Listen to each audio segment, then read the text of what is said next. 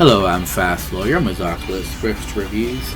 Today we're going to review and play Until You Fall VR, a game on the Steam store for the HTC Vive and the Oculus Rift.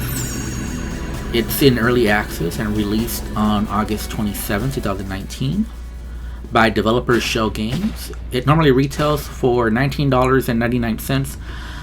I got this on sale a few days after release for $15.99. I do recommend this game. This is one of the better VR melee action games, action combat, hack and slash, arena fighter. It's up there with Gorn, with Eternity Warriors, and it's definitely made a niche of its own. Whether you prefer Gorn, whether you prefer Eternity Warriors, that'll be up to you. Me personally, I think Eternity Warriors is still the gold standard, along with Gorn. I think Until You Fall is just a notch below, but I still think it's a very good, solid game, and it definitely brings something new to the genre. I would say this is almost like a mix of action hack and slash with a little bit of a music rhythm game. And what I mean by that is that there will be cues on the screen to let you know to dodge or to block, and you just kind of have to follow the visual cues while you're fighting these enemies in an arena setting. Currently, I finished the game. It took me a little over 5 hours. However, I will say that I'm the kind of person that I wanted to try out all the different weapons and see the differences. So I did play around with all of them. I probably could have finished the game if I just started with the blocking sword first. Probably would have finished it in 3 hours if I just done that on its own. This is the full gameplay that you're watching, so this is me doing a run, just leveling up the sword to level 5 for the first time and doing a first run with that sword and getting all the way to the end. I was kind of disappointed. I thought there were going to be 3 boss fights. It ends up there's only 2 boss fights. I definitely liked the first boss fight first. Unfortunately, you won't be able to see that boss fight because once you beat the boss, what happens is it's just simple. It's replaced by really simple trash, so that level becomes probably the easiest level when you come back to it. So that's unfortunate. But the good news is that you do get to play around with different weapons, different swords, different daggers, an axe, and they all play differently. They all have different abilities, different stats to it that really change up the gameplay. And by the way, in case you're wondering what's going on with the video right now, I actually smashed my hand against a wall and I actually bloodied my finger a little bit. So that's what happened. So that's why I paused it, because I smashed my hand against the wall, actually against the cabinet, and it just it actually opened up my finger a little bit, but nothing too bad. It was definitely worth it. So yeah, so that's why I hit pause, because I hurt myself really bad. Not too bad. But yeah, as I was saying, it's an arena fighter. It's a hack and slash, but I wouldn't put it up there with Gorn or with Blade and Sorcery or with Eternity Warriors, which is my personal favorite. But it's definitely up there. And if I have to give it a rating right now, I'd give it a 7.5 out of 10. And I do recommend people buy it. I think it's worth the full retail price, even though it is a little bit limited in content. The one reason I say it's still worth it is because you can try the different weapons and it plays differently. So there is enough play time here to justify the price. And it's definitely still in early access, and the developer does promise to increase the content. And I'm definitely looking forward to that. I enjoyed my time within this game. The things that I didn't like about this game is that there's basically no story. It really is an arena fighter. It's not like a bloody arena fighter either, like Gorn, where you're going to see blood splatter, see limbs fall apart. So it is missing that. Replaced with that, though, is a very cerebral, very rhythm-based melee action. So if you like Beat Saber, this is kind of like a combination of Beat Saber and Gorn kind of thrown in together, and they made this, which is, yeah, fun. It's also a good workout. I could only play this game for 40 minutes at a time before I had to take a break. So I was glad when this was over and that I beat the game, because I was sweating all over. My headset has sweat all over it. So I'm glad it's over. As I was saying though, it doesn't have a story. A lot of the enemies do repeat themselves. I was a little let down with the final boss fight. I thought the final boss fight would be original, because the first boss fight is original. You see a new enemy that you haven't seen before, and by the way, you don't see that enemy again. And then for the second boss fight, they just kind of repeat some mini bosses, kind of a supercharged version of the mini boss, but still the same mini boss, the same skin. It just has one different attack that makes it a little tougher, and two of them, but that was it. And it was kind of a letdown. It is a difficult boss fight though.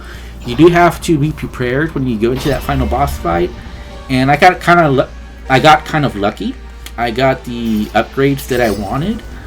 So the reason I say the sword, by the way, there's different weapons like I mentioned: the axe, the daggers, the swords. There's a magical sword as well.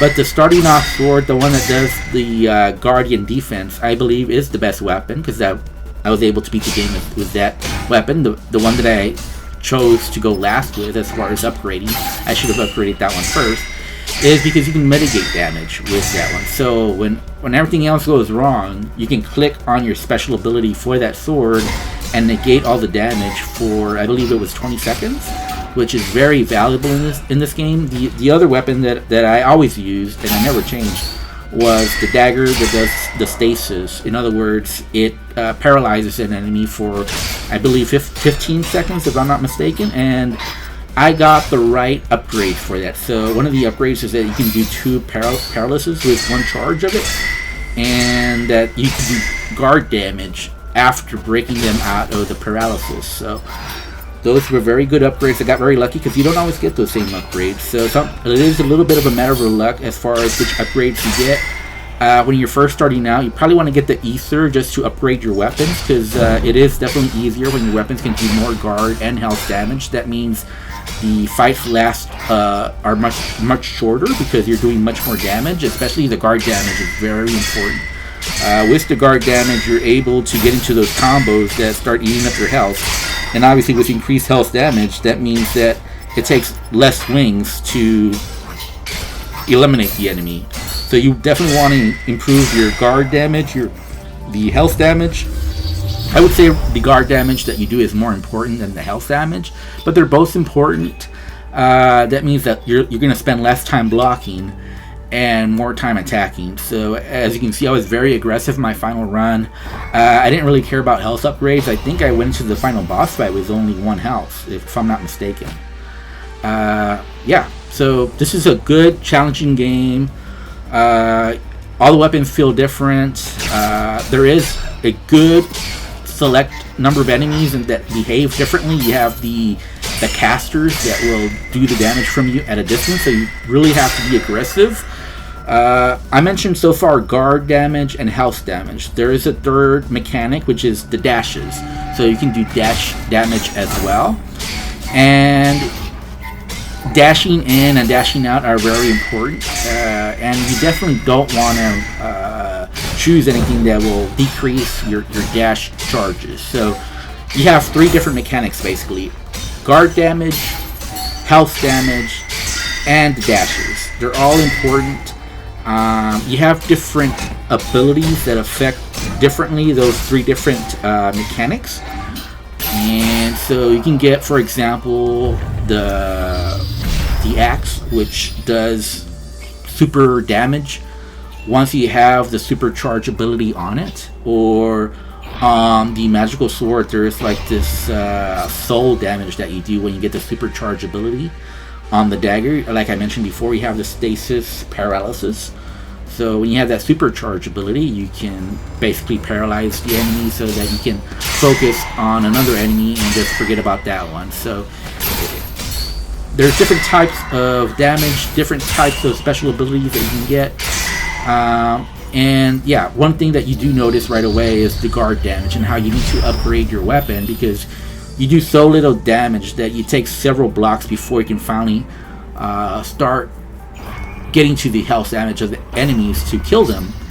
And then you definitely want to also increase your health damage. That way you're not having to do the loop of block, block, block, then you can finally go into the health damage, then you have to block again.